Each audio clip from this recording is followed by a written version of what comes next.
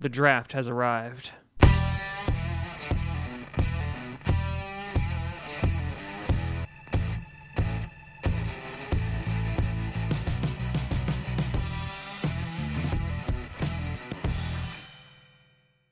Grossi Posse Packer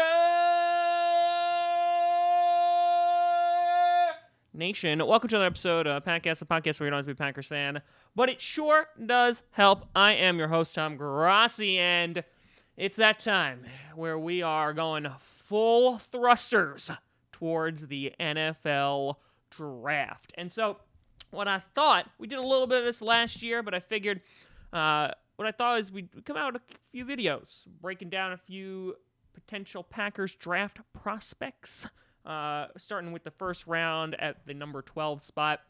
We'll have a bunch of those this week, and then we'll move to maybe potentially the 30th spot, and of course we'll get some mock drafts all up in her. But before we get to that, you have one more week. Uno. That's one for our Spanish-speaking friends, to grab some Packcast merch. Took 4 years to get there. I don't know when it's going to come out again, but you got one more week to get yourself a hoodie, a long sleeve, a jersey, or a t-shirt in a variety of different colors to represent your team. Thank you for the support, and thank you for everyone who have already purchased one of these fine items. Go to bonfire.com/Packcast. And also, thank you to all of my Patreons over at patreon.com/Tom Grossi Comedy for the continued support. Check that out for some coolio rewards. Now let's do some draft stuff. So today, we're going to talk about one guy in particular, and a man that I have fell in love with. Absolutely. And if you're thinking Aaron Rodgers, well, no, you have already been in love with him, so no. And that is a guy that, it's not even a guy, a position that a month ago, I wouldn't have even thought about drafting in the first round. While I saw it as a need, I didn't think it was the need. But now, after seeing some of this footage, after doing a deep dive, I'm talking about the tight end position. And specifically, I'm talking about TJ Hockenson. Yeah, that's right. This guy, I now want to start a campaign to get him on the Green Bay Packers. And I would even justify, I saw some mocks saying that he might fall to 30. I don't think that's going to happen. I think if he falls to us at 12 and doesn't get selected before us by the Bengals or the Lions because they screwed up Eric Ebron, this needs to be our guy. And in this episode, I'm going to break it down and tell you exactly why. Now, if you haven't heard of TJ Hockenson before, you might not watch college football, and that's okay. I completely understand that. Him and Noah Fant are actually two top tight ends coming out of the draft. Both guys have potential to be drafted in the first round, coming out of Iowa, which apparently is just like a gold mine for tight ends nowadays. But Hockenson, sitting at 6'5", 250 pounds, is 21 years of age. He is a sophomore redshirt last year, so he is going to be a junior this year, but he's like, nay, screw you, school. I'm going to go to the NFL. Yeah, that's right, because he's such a badass. Just to give you an idea of what he was able to do over the 2 years that he played for Iowa. 2017, he played 10 games, had 24 receptions, 320 yards, with an average of 13.3 yards per carry for reception. That's ridiculous, with 3 touchdowns. 2018, he played 13 games, had 49 receptions, 760 yards, 15.5 average per reception, and 6 touchdowns. And that's on top of he's splitting reps with another top tight end. And he's still able to be this productive. So, for example, Noah Fant, who took a bunch of the receptions in 2017, he had 30 receptions for 494 yards and 11 TDs. His output for touchdowns actually went down by only having 39 receptions, 519 yards, and 7 TDs because Hockenson just blew them all away and was just making plays left and right. Also in 2018, he won the John Mackey Award for being the best tight end in college. He's the first sophomore ever to do it and the second Iowan to win it after Dallas Clark won it in 2002. Now, what are the positives about this guy? Well, there are a lot of them. One, his yards after the catch are phenomenal.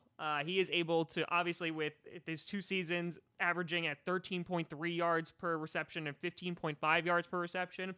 That is frickin' awesome. He's a red zone weapon. They even ran it in with him once or twice. The guy can also hurdle defenders left and right. Now, I don't know about doing this in the NFL because, you want to live and actually have a long career. But just showing this guy's athletic ability is just Super Mario jumping these fools. The big thing is he could also make those difficult catches in traffic, whether it's the adjustments, whether it's going up for it and getting hit and still holding on to the ball. I'm happy with literally just about everything that he's able to do in the passing game. So we have wanted a passing weapon for quite some time, and this guy could give him that. But it's not just that, because you might be thinking, but Tom, does that really justify spending our first round pick, our number 12 pick, on a tight end? Here is actually what's sealing the deal for me here. It's not even the passing game. It's the blocking game. Holy crap, can this guy block his pants off? And he is the complete and total package. So he's basically acting as another offensive lineman in that he's great in pass protection. He's great in the run game. He's driving freaking defensive linemen to the ground. He's allowing his quarterback time. He's allowing the running back to find running lanes. That's what I really want him for, considering that offensive lineman is another need for the Green Bay Packers. And this guy, while he's on the field, is basically going to satisfy both of those things. Now, I just read a fantastic stat. By fantastic, I mean horrifying, saying that the Green Bay Packers offensive line was graded one of the most highest, if not the highest, this past year. Even though they allowed 50 sacks and were, I think, at the top for third down allowing sacks. And then you're like, oh, okay, so it's all Aaron Rodgers' fault. But he was still within the top 5 for QBs.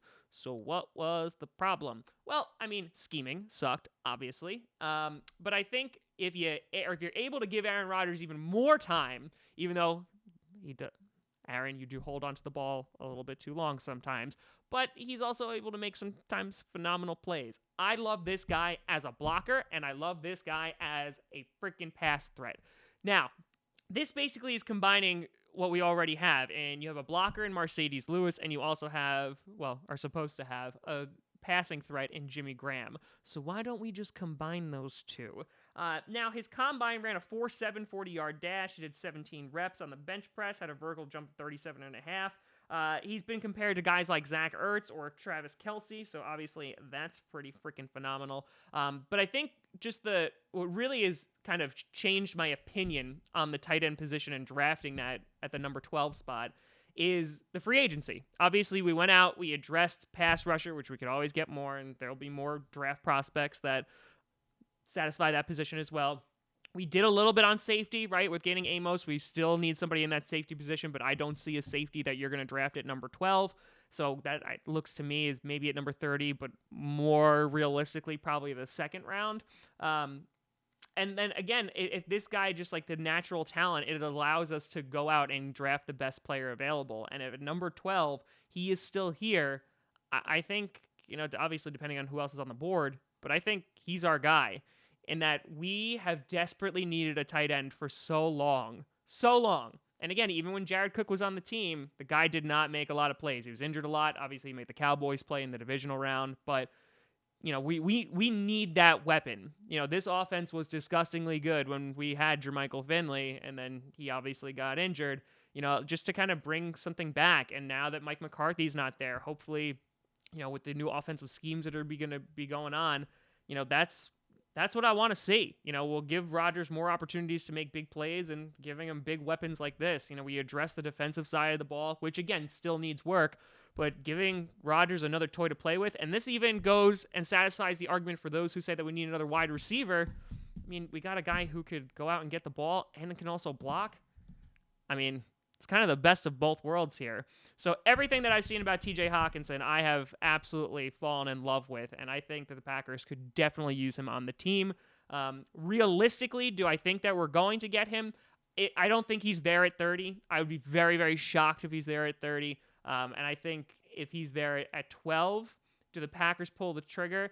I think if certain other people go off the board, and they're not QB crazy, and they drafted some of these really good edge rushers or linebackers or defensive tackles like Ed Oliver or something like that, then I think, yeah, there's a good chance we take him. I've seen him go in a bunch of mock drafts as well, and I think that this could really, really benefit the Packers. But let me know what you think down in the comments below after seeing some of those highlights, and let me know what you think.